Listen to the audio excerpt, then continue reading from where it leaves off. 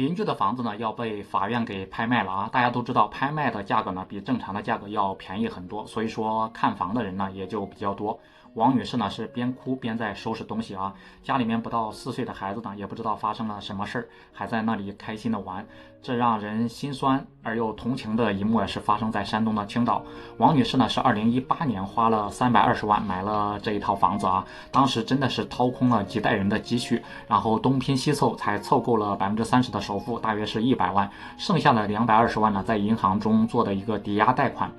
5年后的今天呢，这套房子的市值只有160万，房价呢跌去了一半。而王女士呢，从2018年到现在还了将近80多万的银行贷款，很多人都会认为，那欠银行的钱是不是就是220万减掉80万呢？还剩40万。实际上呢，这5年中呢，王女士只还了18万多的本金啊，另外60多万呢都是还的银行的利息，这就是相当于她依然是欠银行200多万。王女士呢，去年怀了一个2胎，加上受整个口罩的影响，他们觉得生活的压力太大了，想把房子卖掉。去房产中介一了解啊，得知这个房子只能卖160万，而此时呢，他们依然欠银行200多万。思来想去啊，便觉得亏得太多了，不舍得卖，于是呢就放弃了这个选择。接下来便选择了一条越陷越深的不归路。按照常人的理解啊，咱们跟银行签的是一个按揭抵押的贷款合同，干脆就是如果不还贷款了，把房子抵押给银行不就得了，让银行去自负盈亏去吧，无非最后就是银行把房子收走，那不就完事了吗？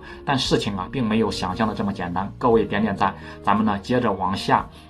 下说啊，就是事情并没有像王女士想象的那样发展。接下来等待她的呢是5次沉重的打击，这5次呢真的是一次比一次沉重，特别是最后一次。首先呢就是房子经历了查封、评估、公示、拍卖后，这套房子的市场价格是160万，最终呢仅以128万成交啊，还给银行后呢依然是欠银行80多万，但是除了这80多万之后呢，还是有什么违约金、诉讼费、律师费等这些杂七杂八的费用加起来有20多万，也就是相当于是依然欠款100多万，并且呢银行还完这100多万后，才可以呢跟他解除之前签的那份银行按揭抵押贷款合同。事情到这一步啊还没有完全结束，因为王女士的违约包括失信、逾期等因素，王女士夫妇呢也都2人全部上了一个征信的黑名单，这就意味着呢他们会被限制大额消费。当然了，他们乘坐什么飞机、高铁、动车的出行也会受到限制。另外需要注意的是，就是按照目前的经济形势啊，房价依然是处于一个有价无市的状态。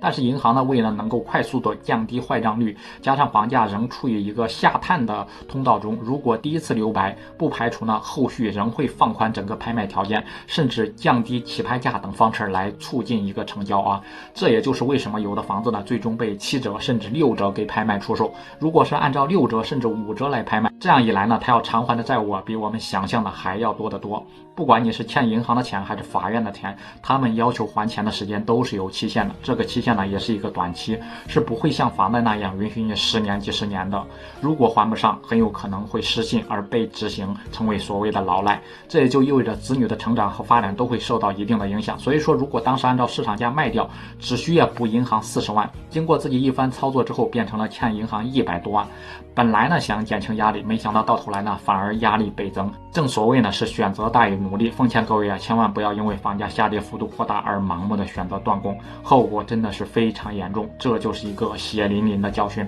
不知道大家是怎么看的，欢迎在评论区里面留言讨论。